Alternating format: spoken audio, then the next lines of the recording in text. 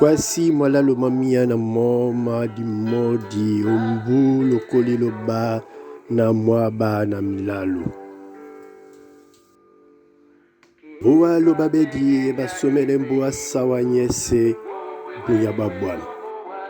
Bunya tebo matombe bo malanende sonna sonje ibokise onimboa. Kabia na mutatikite yo amendende wema usuka na ponda. Nde anyakana to bwambube na batete badiele no bisoka la susango dima bolone na mo bwese. Amboa sawa wema so yo lumia bato ba mi bandan na bandumban mwendina onda yima tukwa la sono disi masuwa bepe.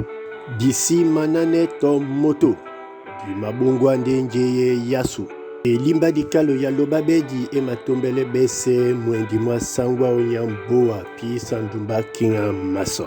Mwendi mwa wenge mumalangwa ndena mbodi nyi sadi na diungo di sadi.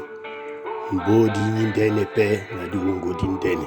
Elimba dikalo ya lobabedi emasomele bese bunya babwa.